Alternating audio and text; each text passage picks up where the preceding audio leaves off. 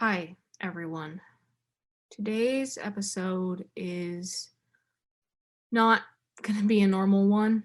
Um, Beth, Cooper, and I were all set to talk about Oscar nominations this week, but our conversation went off the rails pretty quickly. Unfortunately, we still have not talked since then.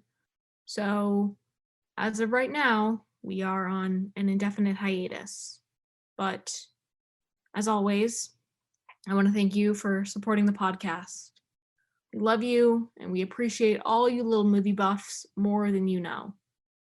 Anyways, here is what for now may be the last episode of our podcast for at least a little while.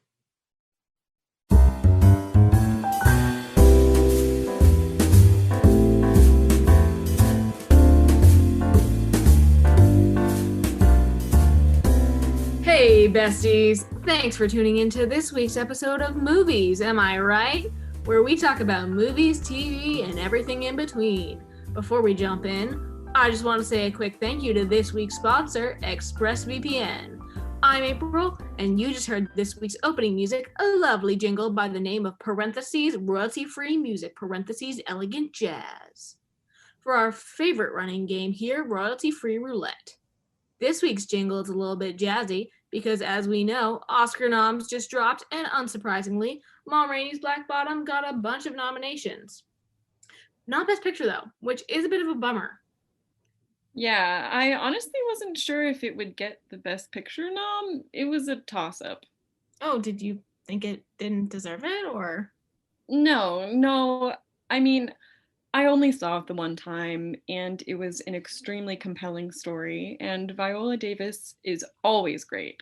But it was just all in the one place, like this. Yeah, Cooper, it's a film adaptation of a play. It's gonna be in one place. Is it really? I did not know that. Yeah, it is. It's fuck, what's the guy's name? August Wilson? Oh yeah, August Wilson, yeah. Oh, I've definitely heard that name before, I think. Yeah, no, you definitely have, because I made you watch Fences when they did the adaptation, and the same people did Ma Rainey, like right down to Viola Davis as the leading lady. Oh, okay. That makes sense. Fences was good too. I kind of remember when we watched it. Have you seen Ma Rainey yet, Bethany? I know you haven't seen all the nominated stuff yet. No, yeah, I saw clips of it. I'm just like so behind because of like everything in the world being a limited series now. I barely have time for it all. It's like, is it a golden age of television or just a surplus of content? There's so much. Yeah, no, you're right about that. Ma Rainey was okay. You should watch it. It was more than okay, man. It was amazing. It was beautifully acted, and the story is so relevant to right now. What do you mean? What do I mean? Maybe the whole debate between the characters about what issues facing the Black community need to be dealt with first, and what's more pressing is the fact that Ma Rainey knows the respect she gets is conditional to how much money she makes her white producers. Yeah, I mean, it is set in the 20s, so like of course that stuff is going to be important back then. And it's important now, Cooper. Have you not been paying attention at all? No, hey, come on, I pay attention. Do you? Yes. Guys, come on. Anyways, I saw my boy Chadwick got the nomination. Oh, y'all were close? Really? No, Bethany. Look, I think he gave an Oscar-worthy performance. You don't agree? No, I do. I'm glad he got nominated. Me too. Me too. You know, the Oscars have been surprisingly inclusive this year. I think it's a step in the right direction. Yeah. It reminds me of that scene in the movie when Ma Rainey is going off about how the producers only want her voice. Like, they don't care about her as a human being. They just drag her around to impress their white friends and make some money. Yeah, it is so messed up. Oh, yeah, I saw that part. It really stuck with me. I think it was an important scene, but But what? well, don't you guys remember when movies were just entertainment and we didn't have to worry about everything that was wrong in the world? That was Never the case, sweet Bethany. Most of the movies we've seen come out of Hollywood since its inception have perpetuated white supremacy. Like, even a movie like The Blind Side lets white people off the hook with this fabricated fixing of racism. Like, these movies give the white audience an out and don't do enough to address the traumatic past and present of racism. What I like about Ma Rainey is that it doesn't hold the audience's hand. It just shows us the brutal reality of the racism she dealt with her whole life. Yeah, facts. Thank God that's over. Oh my God. I mean, racism isn't like it was back then. It's different in some ways, but Cooper, the shit still persists. That's why we see the appreciation and respect for a movie when it's released today, because it speaks to today. I see. Hey, speaking of Chad, did you guys see Who? Bosie? Are you trying to say Chadwick Boseman? Because his name is Chadwick, not Chad or Bosie. Yeah, whatever. Did you guys see they brought the Dora Milaje into Falcon and the Winter Soldier? Yes, Marvel, back in my playing field. You remember that scene when the cops pulled up in episode 2? That shit's messed up. Yeah, okay. So for any viewers who maybe don't watch Falcon and the Winter Soldier, and watch out, spoilers for our friends who have been waiting to binge watch, in episode 2, Bucky and Sam, the title characters, were leaving someone's house, and they had this argument when 2 white cops pulled up. And they asked Bucky if Sam, who's black, was bothering him, and Bucky was telling Sam to just show them his ID, and he didn't get why it was a big deal, which really speaks to his white privilege, and not to mention the dude is literally from the 40s. Anyways, the cops realize that Sam is an Avenger, so like a celebrity, and then they're all apologetic and shit because they assumed that Sam was bothering Bucky and that he was causing problems, even though Bucky, the white guy, actively had a warrant out for his arrest. Yeah, so that's what happened there. And after everything that's happened this past summer, it just felt like, wow, way too real. Well, yeah, because it's real, Beth. Black people experience racism by the cops literally every day in America. I know, April, but like again, I really am just of the opinion that sometimes movies should just be for pleasure. Like, I'm sorry, but sometimes I just want to believe the bad guys in movies are in movies, not also bad guys in real life. You feel me? Like, when did Marvel get so political? Isn't everything inherently political? Okay, Cooper, I totally agree, but let's not leave our listeners hanging on that existential thread. Beth here. On the existential thread, what do you mean? Well, I think we mean just like life and film doesn't happen inside a vacuum. Like the Dyson ball? No, like space devoid of anything, like a space of nothingness, the void, you know. Space? Can we come back down to earth? I am totally not with you. Okay, so like films are released at a certain time in a certain space to a certain audience. People watch films with their own biases present, and in the same way, films are made and directed by people who have their own personal biases. Okay, following so far. Yeah.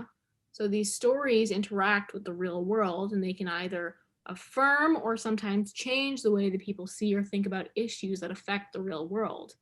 There's power behind films, and they have a meaning and an impact.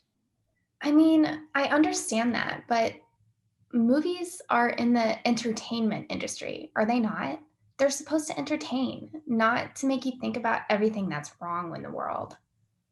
I think that's a pretty shallow view on it all. Okay, whatever. But regardless of whether or not I want to mix politics and movies, I'm still an ally. I posted the black square on Instagram. Oh, so like the literal textbook definition of performative activism?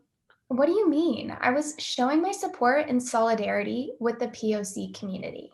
You don't get to pretend that you're an activist if you're just doing some random shit. If I go dance naked in the street and say, this is for women, it doesn't mean anything. You have to actually translate action to real life if you want to show your solidarity with them. We've been over this, sweetie. Racism didn't end when slavery was abolished. And not to mention, it wasn't even actually abolished because slavery is still legal if it's used as punishment for a crime. Yeah, but things are better. Really? Yeah. Okay.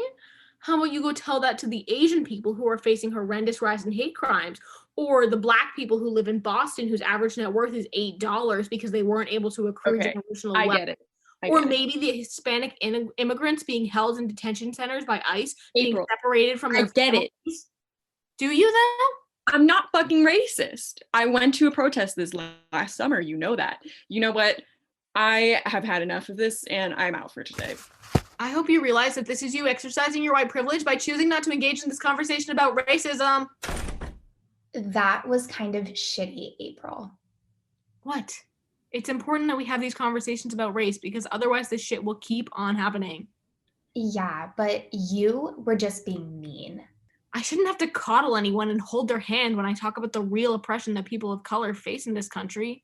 That's tone policing. It's been used to invalidate people of color's arguments about race since like forever. But you're not a person of color. So it isn't tone policing. You're literally white. And you don't get to talk to people however you want about an issue that doesn't directly affect you. I may be a performative ally or whatever you want to call it, but at least I don't ridicule people for something they don't know about. It's 2021. Being ignorant isn't an excuse anymore. You just think that you're better than us because you know so much about racism and you use buzzwords like white privilege and generational wealth. I'm not perfect, but I'm trying to help. Doing the bare minimum isn't enough anymore. You can't just wave your little I hate racism flag and call it a day. You have to be doing real work that addresses the structural and systemic oppression that people of color face. Oh, yeah? So tell me, what's all this great work you're doing? Well, I've like signed petitions and Yeah, and that's it, right? So maybe think about that before you spew your self-righteous bullshit at me. And maybe next time, instead of trying to lord your intellectual superiority over people, you realize that you just might be a bad ally. Fuck off. At least I'm trying to have a conversation. Well, I don't want to if you're just going to attack me. Okay. So, both of them have left. So that's it for this week's episode of Movies. Am I right? Before we go, I just want to give you all a little info on this week's fantastic sponsor, ExpressVPN. ExpressVPN. Oh, how would I be able to binge every show and movie ever created without you? One of my favorite features of ExpressVPN is that it allows movie buffs and film bros like you and I to unblock content on Netflix and... Oh, God.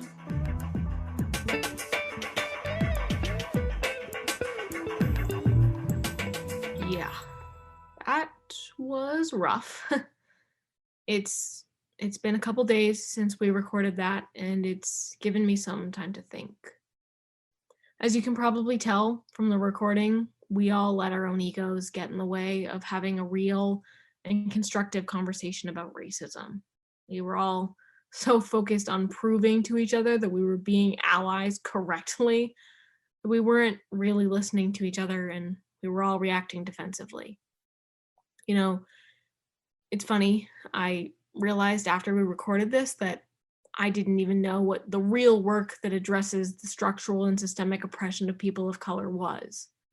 But this conversation caused me to want to find out. And I wanted to share what I found with you all, so maybe you can learn something too. You can donate to your local mutual aid fund that helps support the marginalized and vulnerable people in your community. You can visit stopline3.org to send a letter to President Biden to stop the construction of an oil pipeline that will damage and pollute native lands and violate Ojibwe treaty rights. You can donate to bail funds for protesters, and speaking of protests, if you're white, your job at a protest is to protect the people of color. Yeah. So that's what we have for you this week. Again, I'm not sure when we'll be back in the studio together, but thank you for your support. And I hope that you really take a look at yourselves in the way that I think I hope Beth and Cooper are taking the time to do right now. Thank you for listening.